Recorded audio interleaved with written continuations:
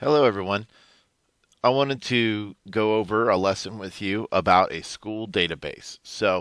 Lately we've been working a lot with scanners, and we're going to continue working with scanners till we are really good at them. And we're going to continue implementing classes while we do it. Let's take a look at what we can do today. We're going to imagine that the school administration would like us to but they would like us to make an application that allows them to keep track of students, like a student database. So in order to do this, we're going to make the following classes. We're going to make a class for students. So each student is going to have a first name and a last name. We'll be able to access those, but I'm not letting us change them. So if you mistype in the first name or last name, you're going to have to make a brand new student. And we're going to have each student's going to have a schedule, and we'll override the object toString to make printing students nice and pretty. Okay, schedule. We're going to have a schedule class. So the schedule will involve a class period that we can get. We'll be able to add courses and be given at a certain period, and we'll also have a toString. So a course, we're going to have courses will have a name and a room number, and again, we'll be able to get the name and room number, but not change them. And they will also have a toString, but I'd like to make a constant course called free period that's just set to no room and no name, no room number. Our free period is the name, just so that, when we make a class, we're going to make our schedule starting with a bunch of free periods, and then some kids have free periods, so we go in and change them, okay?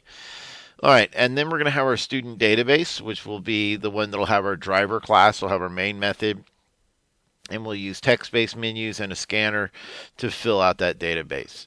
So just kind of keep this overview in mind, and as you can see, a student will have a schedule, and the schedule will have a course. So, in fact, the schedule will have lots of courses.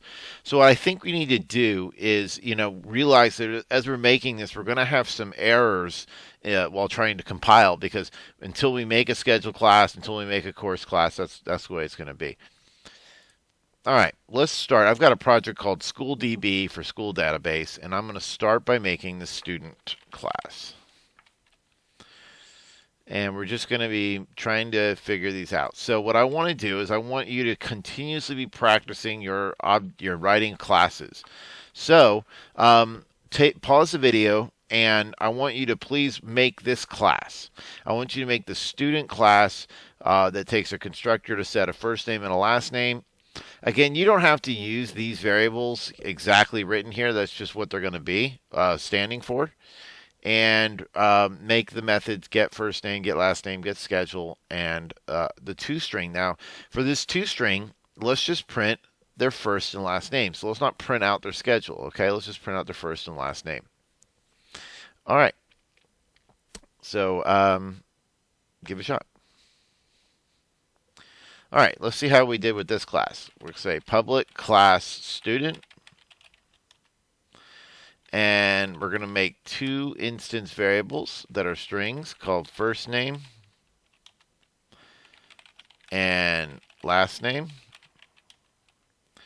And I'll make a public constructor that will take in a first and a last. First name will be assigned first, and last name will be assigned last. All right, I want to just go over something really important. Whenever you are writing your constructor, make sure that the thing on the left that's getting your values is the permanent instant variable you're trying to assign a value to. And second of all, never put the type here. Don't do this. If you do that, then you're setting a variable called first name that only exists in this constructor's parentheses. You're not setting this one out here. Remember, variables only have a scope, like a visibility as wide as the narrowest parentheses are defined in. So if you say string first name, Java's going to carve out a brand new set of memory for a new variable. And Java allows you to use the same variable name as long as they're not in the same method or in the same scope. So don't do that. That would be a problem because this would still be null. All right, let's go over how to get our first name. So we'll say public string. We're going to be returning it. So get first name will return first name. Public string get last name will return last name. Okay, now we need to handle the schedule. So the way I'm going to do a schedule is I'm just going to say private schedule and schedule. So what should we make the schedule when we start? So, well, I'm not sure, but we'll do that in the schedule constructor. So let's say schedule equals new schedule. Okay, there we have it. And we can definitely return that value. So we'll say public schedule get schedule. And we'll return their schedule. All right, we'll make our toString now. And it's a good habit to say at override when you're overriding a method from the superclass. That's right, I did say overriding from the superclass because we are subclassing. If you do not say explicitly that you're extending a class, you're extending the class object. So I could say this, it's just not usually typical in Java style to do that. But we're extending object, and the object class includes a toString that prints out what's called a hash code. So it's not particularly pretty to look at when you print. So we're going to override that. So our toString is simply going to return first name plus last name. Okay, and we could certainly add more stuff to our student. We could add their grade, right, or their year of graduation or something like that. I'm just going to leave it like this for now. Okay. All right, let's go ahead and make our next class. Let's make our schedule.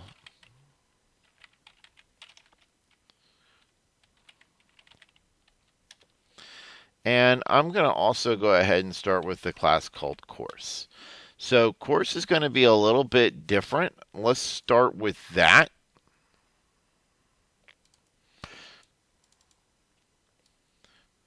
Okay, I want to get these kind of out of the way a little bit here, so we can look at course. So a course is going to have a room and a room number and a course name. But I also want to talk about how to make a free period. Okay, so public course.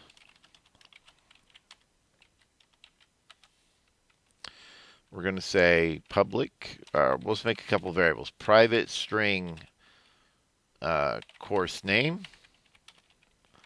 Private int room number. Public course. Oh, you know what I'm missing up here? I'm missing the word class, aren't I? Public course string name int room num, and course name will get name, and room number will get room num. And we're going to do some getters. So public string get name.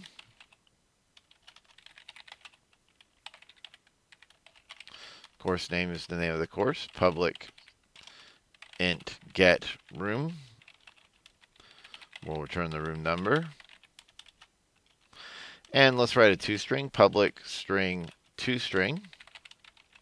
Now our toString is just going to print out the name of the course and the room number.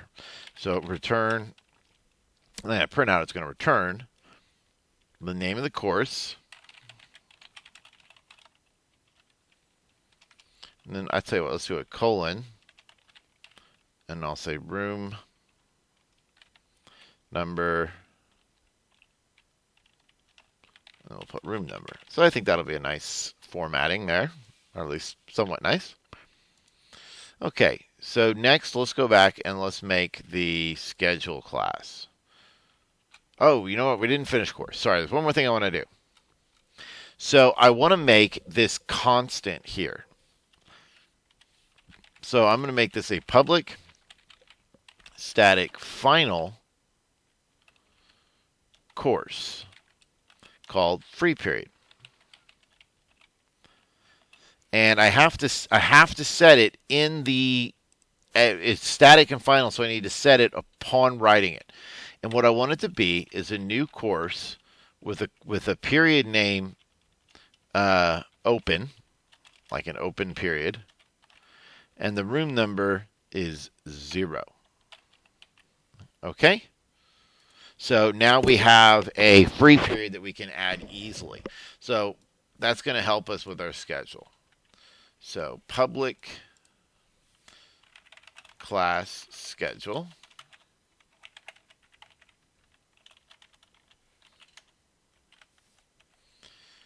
Public schedule. So it doesn't take anything in the constructor. So we're gonna construct a schedule first, and then we'll go in and fill in the different periods to go that work with it. So I think a nice thing to use for our schedule would be an array list. So let's import java.util.ArrayList, and we'll make that our schedule. Private array list will be of type course, and let's call it courses. So upon construction, we're going to say courses equals new array list, like that. And now what I want to do is I want to fill it with, let's say we have 7 class periods. We're going to fill it all with free periods until they're open until we fill them. So courses dot add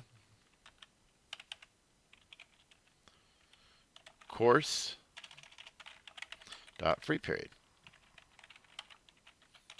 So it's just kind of like a default course, and we're going to add 7 of them. Well, I could just copy and paste it, but let's just use a for loop. For int I equals 0, I less than 7, I plus plus. So we're adding 7 free periods. Okay?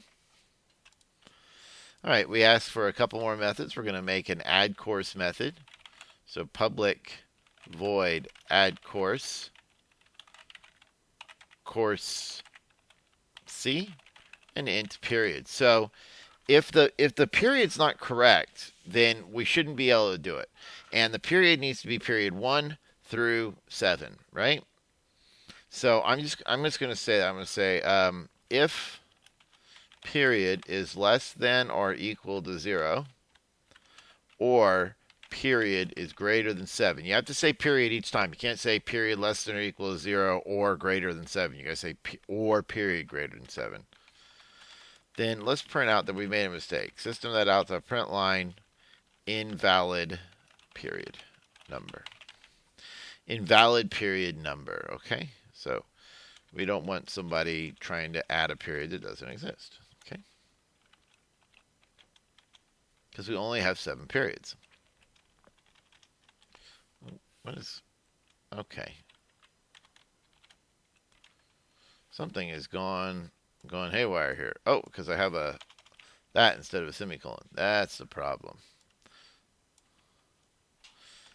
Let's see if they line up better now. Better. Okay, next issue. We're going to be using an array list. The first item in an array list is index 0. So when they say period, we're going to be talking like humans. They're going to say period 3. Well, in our array list, that's actually index 0, because 0 is period 1, index 1 is period 2, and index 2 is period 3. So I'm going to say else. So we're only going to do this elsewise. And what I'm going to do is I'm going to make a variable called int index, and it's just going to be equal to period minus 1. That way, they use the normal periods, but we handle subtracting 1 for them. Kind of a common thing to do in computer science for sure. So they're adding a course. The course is C. All right, so we got that. We know the period now. So we're just going to go to courses. Now remember, we added 7 free periods, so we're not going to add any more courses in the array list sense. They're already there. We're just going to change what is there. So what we're going to do is what's called set. So we're going to do courses.set, and we're going to be setting the index to the course C. And that's it. Okay. That's it for adding a course. Well, you know what? I'll tell you what. Why don't we do a remove? We could do a remove course. No, a remove course is just simply adding a free period. So I don't think we need to do a remove course.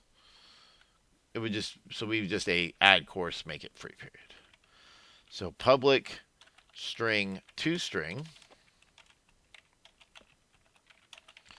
Okay. And I don't have to say this, but again, it's a good habit when you're overriding a method from the superclass to say @override. And I want our toString to print out our schedule nice and neat. So I'm going to make a string called toReturn.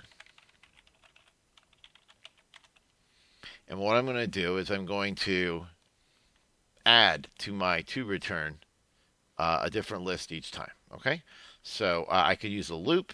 I could use I could do it by hand because only 7 of them, but I want to use a loop. Let's practice using a loop. So I'm going to say for int I equals 0, I less than courses is the name of my list, dot size, I plus plus. So I'm going to say to return plus equals. Now what I want to do is I want to do I plus 1 so that it shows period 1. And then I'll say courses dot get I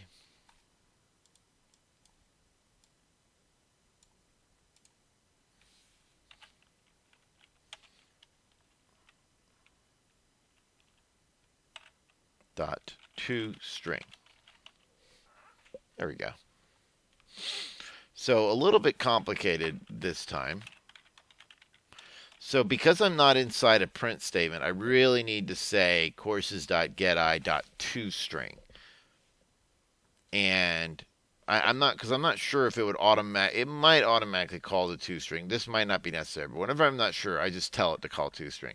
So what this is going to do is it's going to put the course number there, and then it's going to do the course name and the course name and then the room number. So that should tell us the period. We could actually do that. We could actually say period. There we go. I think that would be nice.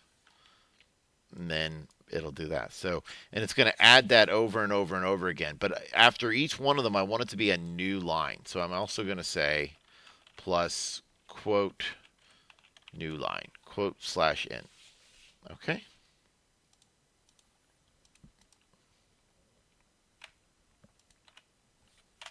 Sometimes you have to go in and like hit a key to update it so it knows, hey, you've made a schedule now.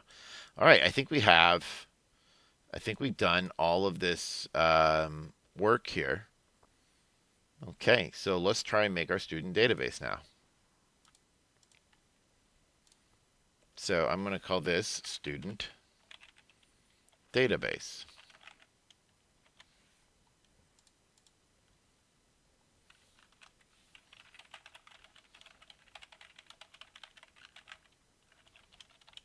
Well, our student database is going to have an array list of students, so let's import that.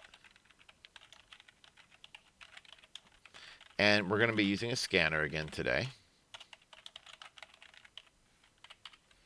So we'll have private scanner, I'll say KB for keyboard. And private array list of what types? Student this time. I'll just call it students.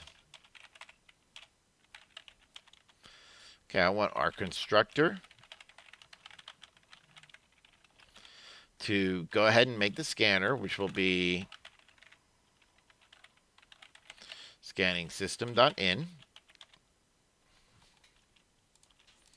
And I want my students to just start as an empty array list. All right, let's take a look at our plan. What did we plan for the student database? Well, we're going to have a menu. We'll do that last probably.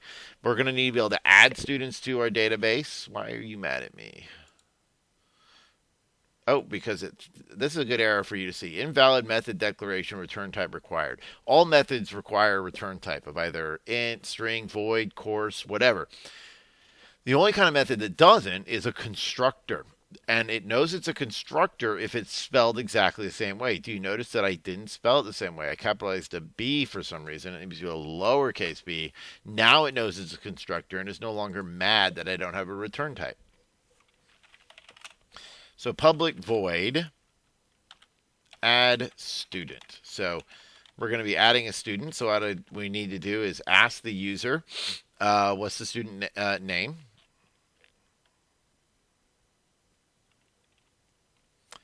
Okay, so what I'm going to do is say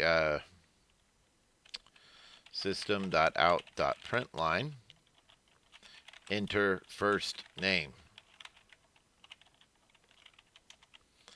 And so I'll say string f equals kb for keyboard dot next. And you know what I'm going to do? I'm going to try and just do next line as much as I can. That's going to help us not have to deal with having to clear the line. So system.out.println, enter last name.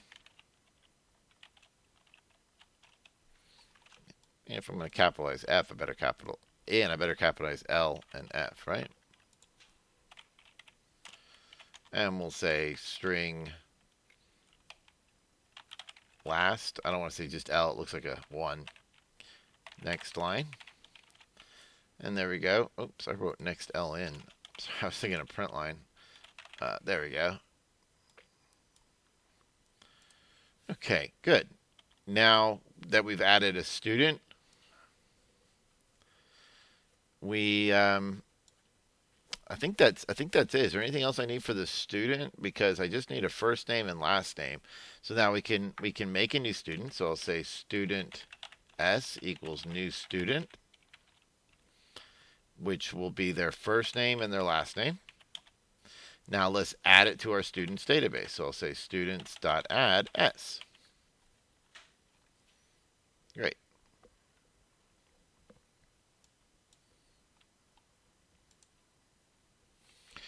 Okay, so next let's make a method to print the students. Public void print students.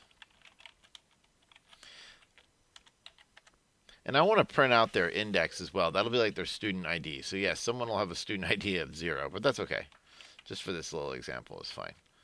So let's use a for loop for int I starting at 0. I want I to run as long as the students.size. Remember, if we have like 10 students, the last student would be an index 9 because we start at 0. So that's why I say I strictly less than the size. Then I++. And I'll just say system.out.println, and what I'm going to say is number I.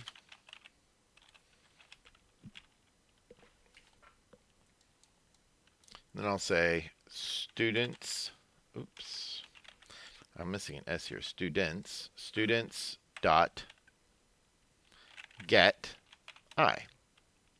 Now, I don't think I need to say .toString because I'm already in a print line statement. So it should automatically call it. But if you're not sure, you can always just say .toString. But I think that should be fine. All right. Sweet. Okay, let's see what's next.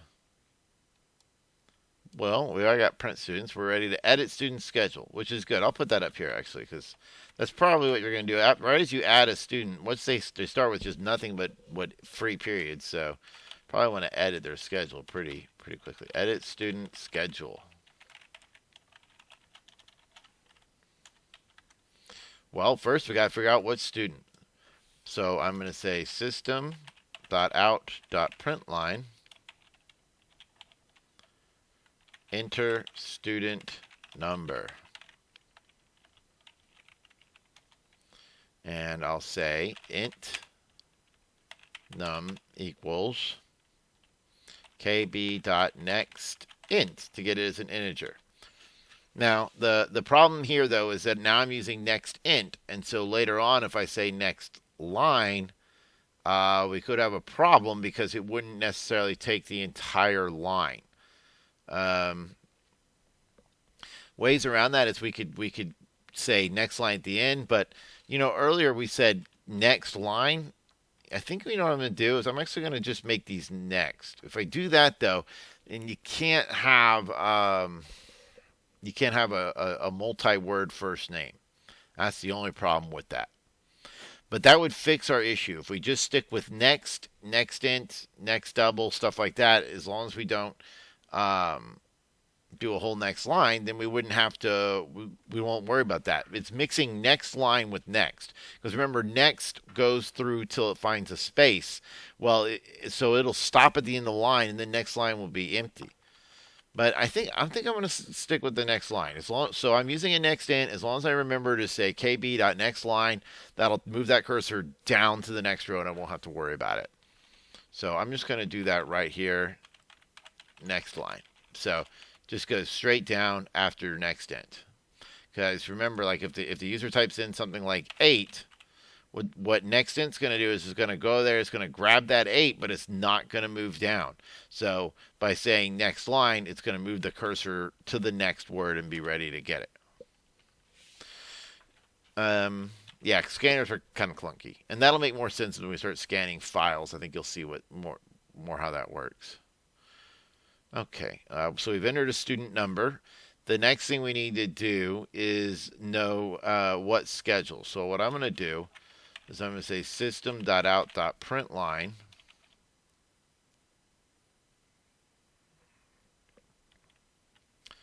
Let's print their schedule. Well, first let's make the student. Student s equals students.get num. So we're going to get the student number, which if you don't know the student's number, you run print students to see it. And then what I want to do is print out their schedule. System.out.println s.getSchedule. Then we'll ask them what class period you want to change.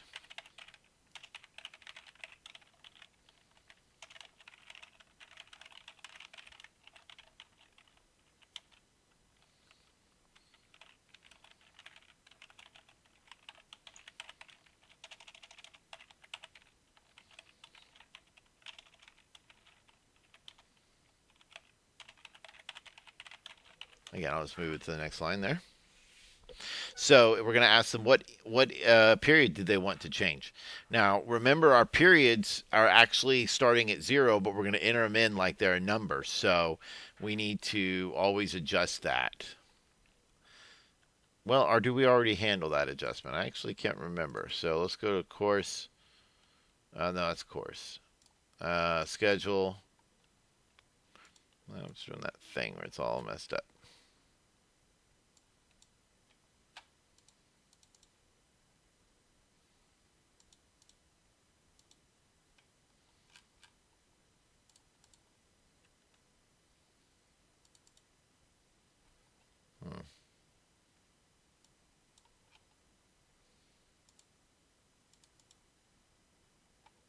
There we go. Oh yeah, we have add course and it automatically does it for us. So we just have to call it with a period. Okay, that's good. Good to see. So let's go back to our student database, which now that one's messed up. Sometimes it just does that. Okay, so we've got we know which period to change. That's all we need to call it with, and we'll say system.out.println course name. Maybe you did next line. System.out.println course room number. And we'll say int room. And again, I'll clear the line. So we asked the name and the room number. I think now we can make the course. So we'll say course C equals new course. And do you remember what our course required? It required a name and a room number. So we've got that. We've got the course name. Oh, my goodness gracious. Do you see what happened? I never stored that. I was so busy saying KB next line. KB.next line, all that does is clear it out. I need to grab it. So I'll say string name equals, there we go. So yeah, whenever I do KB.next line, I'm just moving the cursor down and I'm not catching anything it's returning. This time here, I definitely want to catch the course name. So I need to grab it in a variable called name. So now I'm going to make a new course by saying course name with the room number room. So now we get to set our schedule. So we say s dot get schedule. So how do we get their schedule? We just say get schedule, right?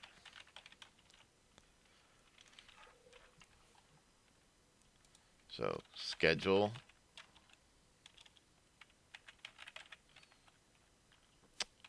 I've already used S, so SCH, get schedule. Then I can say SCH dot, is it edit a class or what do we call it? Let's go find out. Schedule add course. And the course we're going to be adding is course C. And the period we're going to be adding it to is period. All right. Okay, we are moving right along here. What's the next thing we need to do? Edits. We have edit school schedule. That was a big one. Find student number.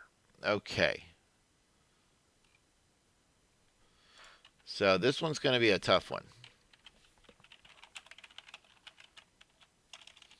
Find student number. So the goal of this one is going to be to find a student that has a certain last name and first name as given. So I'm going to say system.out.println enter first name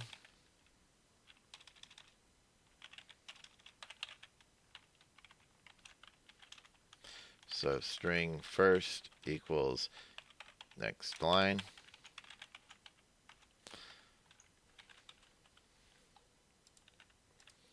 Then I'll say system.out.println enter last name string last. So now we got a first name and last name. What we're going to do is we're going to search through all of our students, and when we find one, we're going to print it out. So I'm going to say for int I equals 0, I less than students.size, I plus plus. So what we're going to do is we're going to loop through each one of these students. So we'll say student s equals students.getI. So S will be the first student, then the second student, the third student, etc. And what I want to know is if that student has is the one we're looking for. So I'm going to say if S dot, let's take a look. Student has get last and get first, right? Get first name. Now it's a string, so I can't say equals equals. I have to say dot equals, like you have to with all objects. If that equals first and s.get last name dot equals last, well then that means we found it. So I'll say system.out.println student number, and our student number is just our index. I is S. So then it'll run the toString and say our student's name. Okay, so that's not bad, I think. I mean, it's a tough one because you have to loop through and find everything, but that's how I would do that. So we have a find student number, we have a print students, we have edit student schedule. let's add one more method that's not listed there. Let's print a student schedule.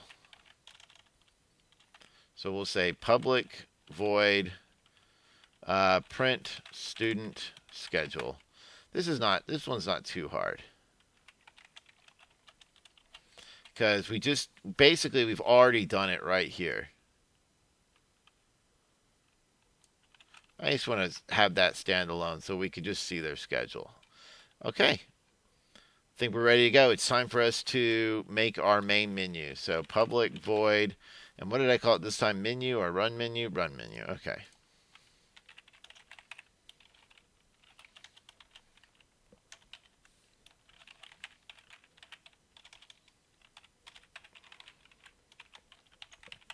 Welcome to Student Master 2020. There we go. So I'm giving a title to my program.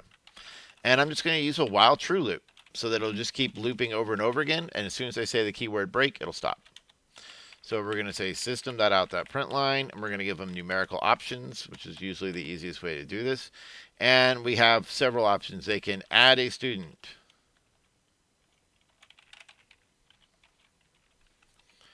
What else can they do? We can print a student schedule.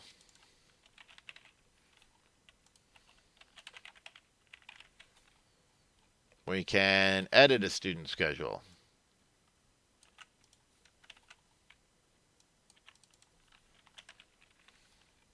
What else can we do? We can find a student number.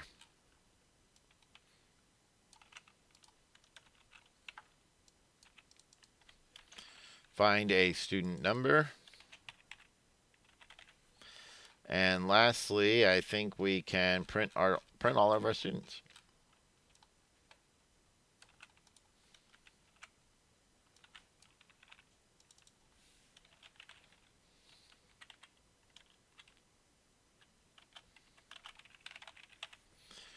And so then I'm just going to give one more option here. Number 6, quit. So if, we got to take in the thing though. Okay, I think we've done a good job of saying next line every time I said next int. I'm just double checking. Okay, we'll need to do the same here. We'll say int choice equals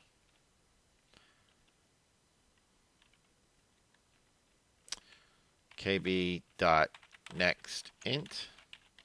Then move keyboard to next line, the scanner to next line. Okay, so if choice is equal to 1, then we're going to run the add student function, our method. Else, if the choice is equal to 2, we're going to go to run, what was it called? Print student schedule.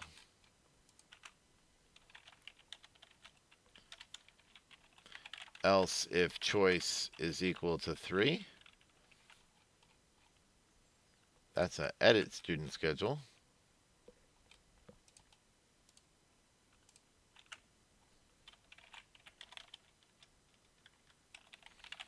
Else, if choice is equal to 4,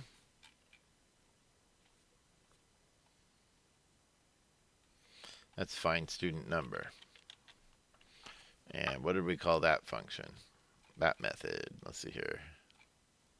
Find student number, just like it sounds. Find student number. Else, if choice is equal to 5, was just to print students. And I'm pretty sure that's what it was called. Else, if the choice is equal to 6, then we will, oops, that's not good. I can't put a semicolon after an if statement. Break. Else, they must have typed in something invalid, so we'll say system.out.println invalid selection. And when we break the loop, so all that is in my while true loop. What I'd like to do is just give them one more goodbye.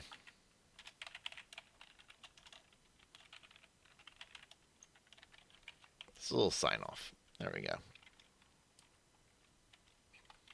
Okay.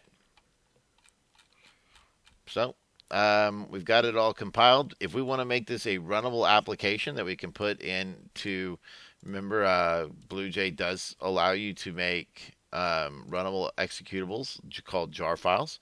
But if we're going to do that, we've got to have a main method. So I'm going to say public static void main string args. And all I want my main method to do is to create an instance of this class that we're in. So student database D equals new student database. And then I just want to run the menu. So I'll say d.run menu. Now you might be confused. Why am I having to say d.run menu here when, when I was in the class here and I call all these different I call these methods, I don't have to say d.editSchedule, d.addStudent. I just say add student. So why do I have to do it here? And the key is that I'm static. So when you write public static void main, you might as well think you're in a totally different class. And in fact, some people write a class just called main, and that's all they have in it. I'll just go ahead and put it in here that this is the runnable class. And so when you make it static, it's complete. It's outside of the class in a way. It's in what we call a static context. So you have to imagine you're in a different class, create an instance, and then run the method. Okay. That being said, let's try it. Okay, I'm going to add a student.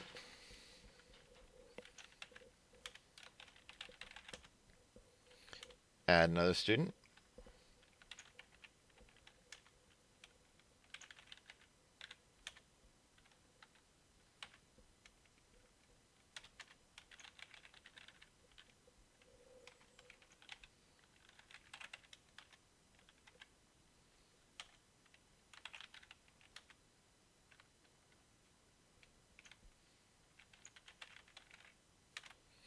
Let's print students. I don't really like that formatting, right? Yuck, we should have had a space after the 0. Oh well. Let's print a student schedule. So I'm going to print mine. Okay, I have an open period on all 7 periods. Okay, so I'm going to edit a schedule. Student number 0. And it prints it for me. Let's change period 1 to computer science 2. And the room number is in 232.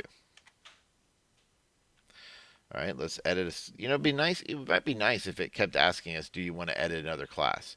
That'd be something that'd be nice to add. So I'm going to go back to edit student schedule, though. And we can see I have that. I'm going to change period 2 to be algebra 2 honors in room 222. All right, let's print a student schedule again.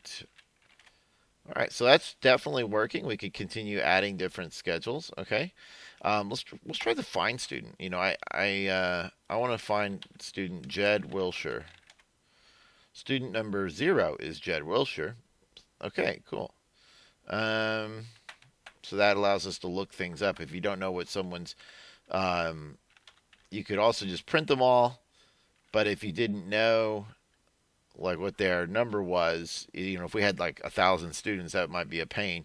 But we can always just say number 4, find a student number, and say Carl Thompson, and you can see that it tells us that that's student number 3, so that I can go to 3, edit a student schedule, student number 3. I'm going to change period 6 to geometry in room 108.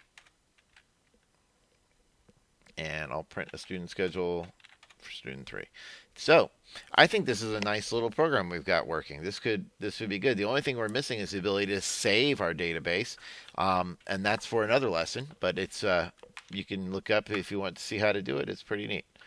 Okay, so until next time, take care.